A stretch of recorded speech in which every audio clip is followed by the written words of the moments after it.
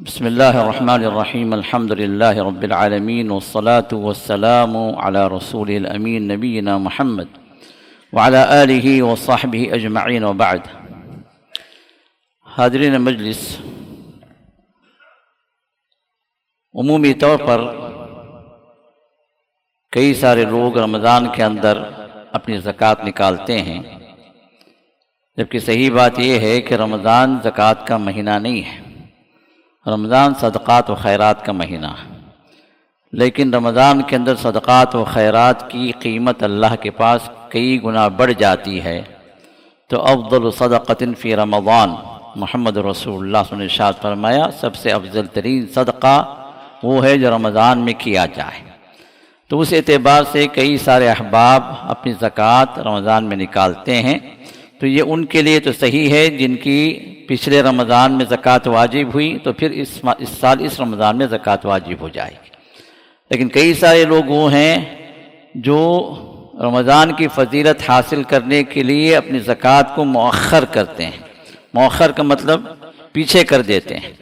مثال کے طور پر ان کی زکوٰۃ واجب ہو گئی رجب میں یا شعبان میں، اس وقت نہیں نکالتے، انتظار کرتے ہیں کہ رمضان آئے گا، تو رمضان جب آتا ہے تب نکالتے ہیں. تو پھر یہ وہ چیز ہے جو کسی بھی طرح مناسب نہیں ہے، کیونکہ اب یہ صاحب جو مؤخر کیے، اپنی زکوٰۃ کو پیچھے کیے، چاہے مہینہ ہو 2 مہینے ہو، یہ اتنی مدت کے اللہ کے پاس گنہگار ہے. کیونکہ زکوٰۃ کیا ہے، یہ جب واجب ہو جاتی ہے، جس دن واجب ہو جاتی ہے، اس دن سے وہ اس محتاج یا مستحق کا حق ہے، اس تک پہنچ جانی چاہیے، اسی دن پہنچ جانی چاہیے. جتنی مدت تاخیر کریں گے، اپنے پاس رکھے رہیں گے، اس مستحق تک نہیں پہنچائیں گے، اتنی اللہ تعالیٰ کے پاس اس مدت کے اعتبار سے وہ بندہ گنہگار ہو. تو اس سلسلے میں ہمیں اور آپ کو سوچنا چاہیے کہ جس وقت زکوٰۃ واجب ہو جائے اسی وقت یا اسی دن نکال دیں، تاکہ اللہ کے پاس ہم گنہگار نہ ٹھہریں. رہی بات زکوٰۃ کے سلسلے میں، چند مسائل ہیں ضروری ہیں جو ہمیں اور آپ کو جاننا ہے. وہ یہ کہ یہ زکوٰۃ ہے کیا. زکوٰۃ کا معنی ہی کیا ہے؟ النما، الطہارہ، 2 معنی آتے ہیں زکوٰۃ کے، قرآن میں بھی ہے، حدیث میں بھی. ایک معنی تو یہ ہے کہ بڑھانا، بڑھ جانا. عام طور پر زکوٰۃ دینے سے لوگ کیا سمجھتے ہیں، شیطان دل میں کیا خیال ڈالتا ہے، ارے بھائی میری زکوٰۃ اتنی بن گئی، 1 لاکھ کی جو ہے کتنی بنے گی، 2,500 دے دوں، میں بڑی محنت سے کمایا، خون پسینہ یہ کیا، اب 2,500 دے دوں تو کم ہو جائے گا. جویلری کی زکوٰۃ 100 گرام اگر ہے تو 2.5 گرام، اب 2.5 گرام اگر دے دوں تو پھر ہوگا کیا. اب یہ چیز جو ہے شیطانی وسوسہ ہے. الشیطان یعدکم الفقر ویأمرکم بالفحشاء. شیطان تم سے جو ہے فقیری کا خوف دلاتا، ویأمرکم بالفحشاء، اور گناہ میں مبتلا کرتا، گناہوں کا حکم دیتا، اللہ کے نافرمانی کا حکم دیتا. تو نفس کو بھی مال محبوب ہے، شیطان بھی اسی جو ہے چینل سے ہمارے پاس آتا ہے اور پوری طرح اللہ کے راہ میں خرچ کرنے سے روکنے کی کوشش کرتا ہے. تو زکوٰۃ کا معنی یہ ہے کہ وہ اللہ کے راہ میں دینے سے بڑھتا ہے، کم نہیں ہوتا. بظاہر کم ہوتا ہے، آپ کے پاس کم ہو گئے، لیکن اللہ تعالیٰ اس میں برکتوں کو بڑھا دیتے ہیں، اور آپ کے زکوٰۃ دینے کی وجہ سے اللہ تعالیٰ آپ کے مال کی حفاظت فرماتے ہیں، اور اللہ کے راہ میں زکوٰۃ دینے کی وجہ سے اللہ تعالیٰ کو ایسے اسباب اللہ بنا دیتے ہیں کہ آپ کا مال بڑھتا چلا جاتا ہے. یہ پہلا معنی. دوسرا معنی یہ ہے کہ زکوٰۃ کا معنی، دوسرا معنی الطہارہ. زکوٰۃ جب آپ کے مال کو زکوٰۃ پاکیزہ کرتی ہے. مال کے اندر جو کچھ بھی اونچ نیچ ہو جاتا ہے انسان کے کمانے میں، کبھی جھوٹ بولتا ہے، کبھی دھوکہ دے دیتا ہے، کبھی جو ہے غلطیاں کر دیتا ہے، وہ مال 100% کسی کا پاکیزہ نہیں رہتا، سوائے اللہ تعالیٰ جس کو دینا چاہے، الگ بات. تو اس کے اندر مال کے اندر جو خباثت آ جاتی ہے، جو مال کے اندر جو جس اعتبار سے اس کے اندر میل کچیل آ جاتا ہے، اس کی پاکی کے لیے اللہ تعالیٰ نے یہ رکھا کہ اللہ تعالیٰ نے آپ کو جو مال دیا ہے وہ نصاب کو پہنچ گیا. اب اس میں ان بندوں کا بھی خیال کر لو جن بندوں کو اللہ نے محروم کر دیا۔ اللہ اگر چاہتا تو آپ کو ہی محروم کر دیتا، یہ اللہ کے فیصلے ہیں، جس کو دے دے، جس کو نہ دے نہ دے، کوئی پوچھنے والا نہیں ہے۔ لیکن اللہ نے آپ کو دیا ہے تو شکر گزاری کے طور پر آپ کیا کرنا ہے؟ 40واں حصہ، 40 میں 1، 100 میں 2.5، 2.5%، زیادہ نہیں ہے۔ شیطان زیادہ دکھاتا لیکن ہے زیادہ نہیں۔ کئی چیزیں ایسی ہوتی ہیں جو ہم اپنی خوشی سے اٹھا کر پھینک دیتے ہیں۔ مثال کے طور پر افطاری کے لیے تربوز لے کر آیا، تربوز 5 کلو کا تربوز، اب لا کر کاٹتے ہیں، کھاتے ہیں۔ کتنا کھاتے ہیں بھائی؟ 5 کلو بھی کھا جاتے ہیں۔ ہاں، 5 کلو میں سے 1.5-2 کلو تو اس کا چھلکا نکال کے پھینک دیں گے۔ جب چھلکا نکال کے پھینکتا ہے، بھائی 5 کلو کا وہ وزن کر کے لایا، پیسے دے کے لایا، میں کیوں پھینکوں، وہ سوچتا نہیں انسان۔ ہاں، لیکن جب زکوٰۃ کا مسئلہ آتا ہے، 100 میں سے 2.5، 2.5%، 1 لاکھ میں سے 2,500، یہ دینے کے لیے ہمیں تکلیف ہوتی ہے۔ کیوں دیں بھائی؟ 5 کلو میں سے 2 کلو کا چھلکا پھینکنا آسان ہے، لیکن اللہ کے راہ میں جو 2.5% دینا ہمارے لیے مشکل ہو جاتا۔ تو اسی وجہ سے زکوٰۃ کے سلسلے میں بڑی ہی تنبیہات آئی ہیں، بڑی ہی تاکید آئی ہے، اور قرآن کریم کے اندر اللہ تعالیٰ نے 33 مرتبہ نماز کے ساتھ زکوٰۃ کا ذکر کیا، 33 ٹائمز نماز کے حکم کے ساتھ زکوٰۃ کا حکم، کیونکہ نماز بدنی عبادت کے اعتبار سے سب سے اونچا درجہ نماز کا۔ فزیکلی جو بھی ہم جو ہے ورشپ کرتے ہیں، عبادات کرتے ہیں، اس میں بدنی عبادتوں میں سب سے اونچا درجہ نماز کا، جو فرض، دوسرا فرض۔ اور زکوٰۃ ہماری جتنی مالی عبادتیں ہیں، صدقات و خیرات جو بھی ہم کرتے ہیں، اس میں سب سے اونچا درجہ اللہ تعالیٰ نے رکھا ہے زکوٰۃ کا، جو مالی عبادت۔ تو اسی وجہ سے اللہ تعالیٰ نے اس کو جوڑ جوڑ کے ذکر کیا قرآن کے اندر۔ اور محمد رسول اللہ صلی اللہ علیہ وسلم نے اسلام کے 5 فرائض بتلائے، تو اس میں سے تیسرا فرض زکوٰۃ۔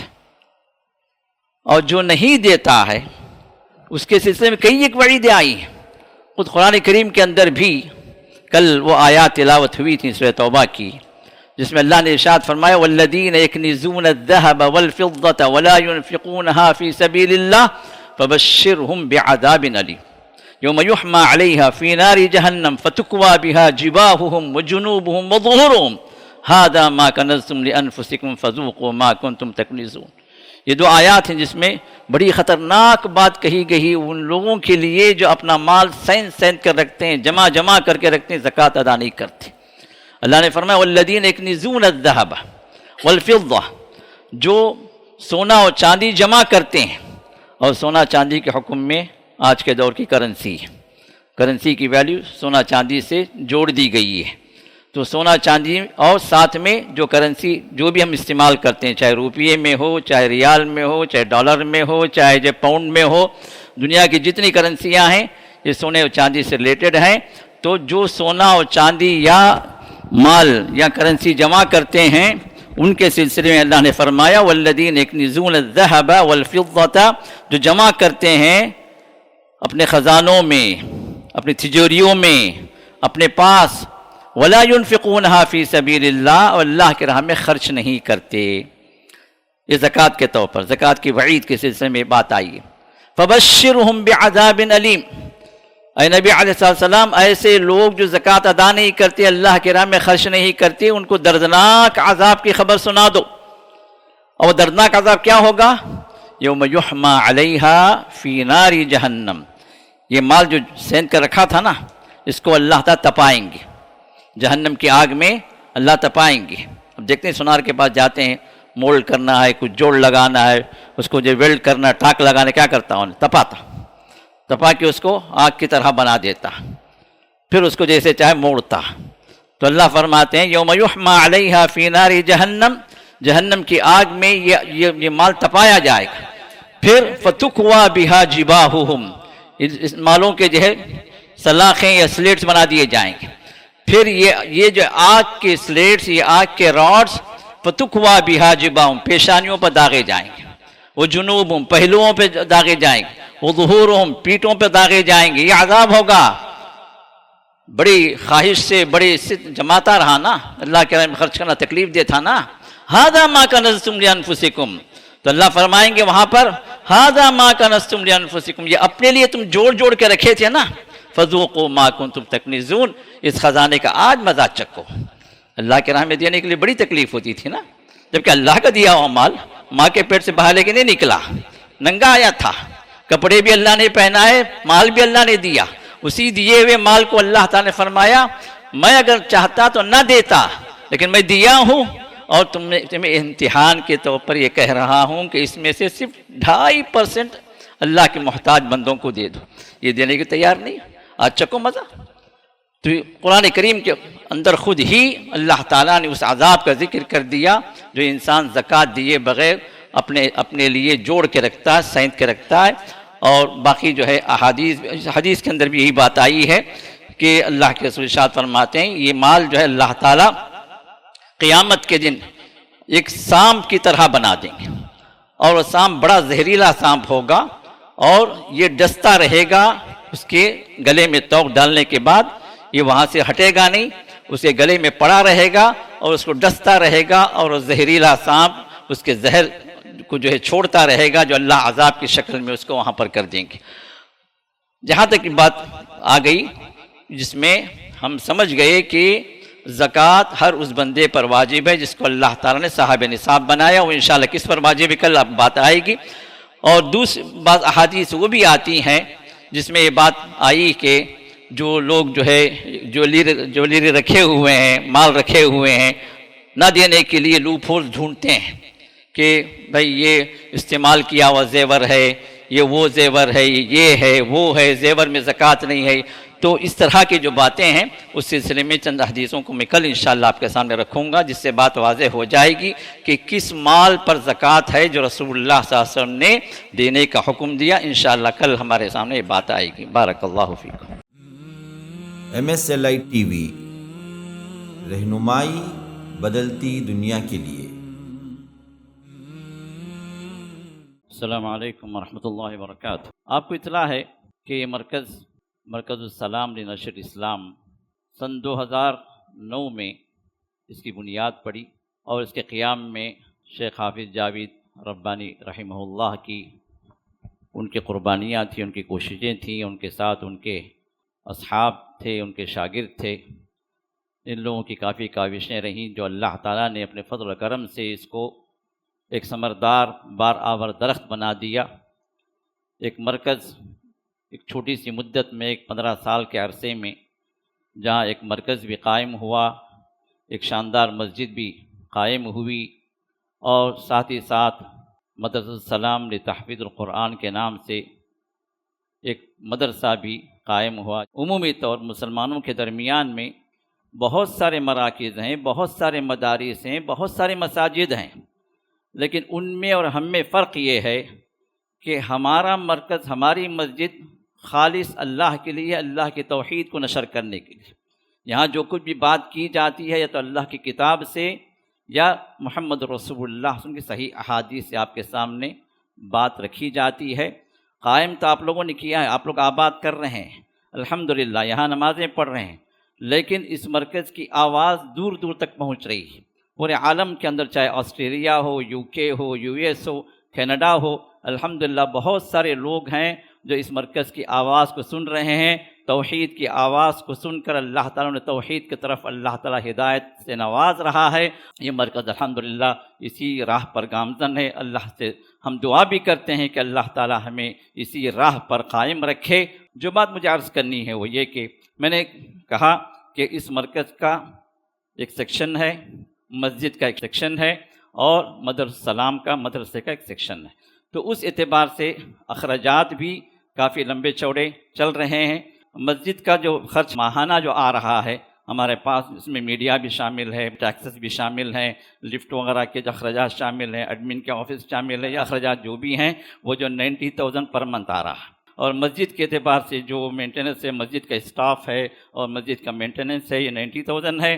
الحمدللہ کچھ تعاون کر رہے ہیں کرنٹ بل کے سلسلے میں۔ ابھی ماہ رمضان ہے، کچھ لوگوں نے تعاون کیا، افطار وغیرہ کے روزانہ کا جو خرچ آ رہا ہے اس معاملے میں تعاون کر دیا، الحمدللہ تعاون چل رہا ہے۔ اس کے باوجود بھی یہ اخراجات وہ ہیں جو ہمارے لیے اوور برڈن ہے۔ مسجد کے لیے آپ جو ہے صدقات و خیرات استعمال کریں، زکوٰۃ کا استعمال نہ کریں۔ اور اسی طرح مرکز جو ہے، مرکز کے اعتبار سے جو اخراجات جو چل رہے ہیں ہمارے پاس، وہ جو ہے تقریباً جو 93,000 ہیں مراکز کے لیے، اور مدرسوں کے لیے علماء نے فتویٰ دیا ہے کہ آپ زکوٰۃ بھی استعمال کر سکتے ہیں۔ اور اسی طرح سب سے زیادہ خرچ جو آ رہا ہے ہمارے پاس وہ ہے مدرسے کا خرچ، جس میں تقریباً 80 طلباء حفظ کی تعلیم انہیں دی جا رہی ہے، اور حفظ کے ساتھ ساتھ انہیں اکیڈمک بھی دی جا رہی ہے۔ ہمارے پاس پڑھنے والا جو بھی بچہ ہے الحمدللہ، جہاں حفظ میں وہ آگے ہے، الحمدللہ اکیڈمک بھی اس کو ساتھ ساتھ مل رہی ہے۔ جب بچہ یہاں سے نکلے گا حفظ کر کے تو وہ حافظ قرآن بھی ہوگا اور 10th کے قابل بھی ہوگا کہ 10th کا ایگزام وہ دے سکے گا NIOS کے ذریعے سے، تو دین میں بھی آگے ہوگا انشاءاللہ، اور دنیا میں بھی وہ پیچھے نہیں ہوگا۔ تو یہ دونوں کو لے کر ہم چل رہے ہیں۔ اور اسی طرح اس نئے اکیڈمک میں ہم جو ہے انشاءاللہ لڑکیوں کا بھی انتظام کر رہے ہیں۔ ایک ایڈیشنل جو ہے الحمدللہ ایک شعبہ ہم قائم کر رہے ہیں جہاں پر لڑکیاں بھی حفظ کے لیے آئیں گی، ڈے اسکول کے اعتبار سے بعد نماز فجر، جس طرح ڈے اسکول ہمارا چل رہا ہے بعد نماز فجر سے لے کر عصر تک، اسی طرح لڑکیاں بھی انشاءاللہ آنے والے اکیڈمک سے انشاءاللہ ان کا بھی انتظام حفظ کے اعتبار سے چلے گا، جس میں ان کو اکیڈمک کی بھی تعلیم ہوگی اور قرآن کے بھی وہ حافظات بنیں گی انشاءاللہ۔ مقصد یہ ہے کہ ہمارے بچے جو ہے وہ دین پر آ جائیں، حافظ قرآن بن جائیں، ساتھ ساتھ ان کو اسکول کی تعلیم بھی برابر ملے، یہ مقصد ہے۔ تو اس اعتبار سے فیسز پر ہم زیادہ زور نہیں دیتے، لیکن ہم آپ سے اپیل کرتے ہیں کہ جو بھی جو اس معاملے میں تعاون کر سکتا ہے، اگر ایک بچے کو بھی کوئی اسپانسر کرنا چاہے تو وہ کر لے سکتا ہے۔ بورڈنگ کے بچے کو اسپانسر کرنا چاہے تو 8,000 ہے، اور جو ہے اسی طرح ڈے اسکول کے بچے کو اسپانسر کرنا چاہے تو 5,000 ہے ماہانہ۔ تو جو بھی اسپانسر کرنے کے لیے اللہ نے جن کو دولت دی ہے وہ ضرور اس معاملے میں آگے بڑھیں، کیونکہ یہ بچے جو ہے تعلیم پا کر آپ کے لیے ثواب جاریہ مل، آپ کے لیے صدقہ جاریہ بن جائیں گے۔ آپ چلے جائیں گے، لیکن یہ بچہ جب تک پڑھتا رہے گا، قرآن پڑھاتا رہے گا، دین کا علم عام کرتا رہے گا، وہ جو ہے انعامات، وہ جو ہے ثواب آپ کے اکاؤنٹ میں جمع ہوتا رہے گا۔ تو لہٰذا ابھی کل جو ہے ہمارے اخراجات جو ماہانہ جو آ رہے ہیں، اور وہ کیا ہے، ماہانہ تقریباً 4 لاکھ روپے کا خرچ آ رہا ہے۔ جیسے میں نے کہا 90,000 جو ہے مسجد کا، اور جو 93,000 جو ہے وہ مرکز کا، اور جو ہے 2,28,000 جو ہے وہ مدرسۃ السلام کا ہے۔ تو کل ملا کر 4 لاکھ ہے۔ اب اللہ تعالیٰ جس کو جو توفیق دے وہ آگے بڑھے۔ ہمارے تینوں اکاؤنٹ الگ الگ ہیں، مسجد کا اکاؤنٹ الگ ہے، مرکز کا اکاؤنٹ الگ ہے، اور اسی طرح جو ہے مدرسے کا اکاؤنٹ بھی الگ ہے۔ تو اس اعتبار سے آپ جس میں بھی تعاون کرنا چاہیں آپ کے لیے دروازہ کھلا ہے۔ اللہ تعالیٰ اس مرکز کو قائم رکھے، اس کے کاموں کو اللہ قبول فرمائے، ہمیں اور آپ کو اس مرکز کا مددگار بنائے، اور اسی طرح جس طرح یہاں جمع فرمایا ہے اللہ ہم سب کو اپنی جنتوں میں بھی جمع فرمائے، آمین یا رب العالمین۔ بارک اللہ فیک۔